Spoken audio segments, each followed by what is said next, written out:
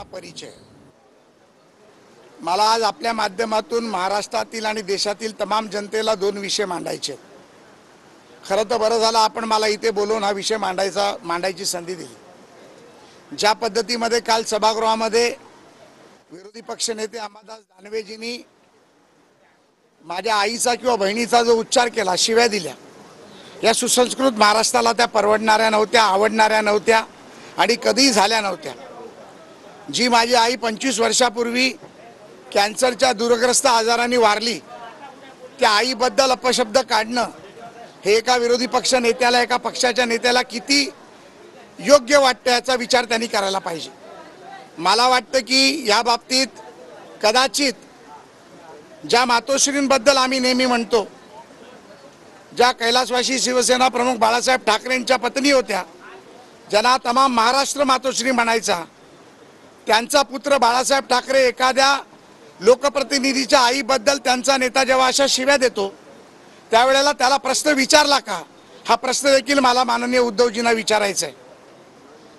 आणि एका मातेचा अपमान करणं, एका बहिणीचा अपमान करणं, सभागृहाच्या आत अपमान करणं, सभागृहामध्ये बोलणं आणि संपूर्ण तमाम महाराष्ट्राला ते ऐकून दाखवणं आणि त्यानंतर येऊन मी स्वतः किती बहादूर आहे, माझ्याकडे बोट दाखवलं तर मी बोट कापीन, माझ्यावर दंगलीचे 76 गुन्हे आहेत, मी मारून टाकीन, मी खून करीन, याच्यावर मला भाष्य करायचं नाही आहे। पण आम्ही देखील परळ लालबाग सारख्या जिथे शिवसेनेचा उगम झाला, जिथे हिंदुत्वाचा उगम झाला, ज्या बाळासाहेबांनी बाळकडू जिथे पाजलं, त्या परळ लालबाग म्हणून लहानाचे मोठे झाले।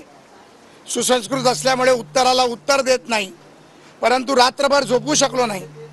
ज्या पद्धतीमध्ये माझ्या आईवरती त्यांनी शिव्या दिल्या त्या माझ्या मनाला कुठेतरी दुःख देऊन गेलेल्या आहेत। सन्माननीय मुख्यमंत्री एकनाथरावजी शिंदेंना काल मी या बाबतीत सांगितलं।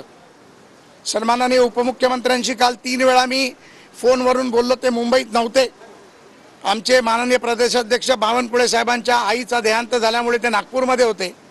परंतु मी सभागृहाला आणि सरकारला आणि माननीय उद्धवजी ठाकरे आणि महाविकास आघाडीच्या नेत्यांना देखील यामध्ये आवाहन करतोय की या बाबतीतली शिक्षा ही विरोधी पक्षनेत्याला झाली पाहिजे, विरोधी पक्षनेत्याचा राजीनामा झाला पाहिजे, विरोधी पक्षनेत्याचं निलंबन झालं पाहिजे आणि त्यांनी जाहीर माफी माझी नाही तर माझ्या कैलासवासी आईची मागितली पाहिजे, ही माझी मागणी यांच्यापुढे राहील। एक दिवसाच्या निलंबनाच्या कारवाई संदर्भात विचार विनिमय सुरू आहे, कसं पाहता या?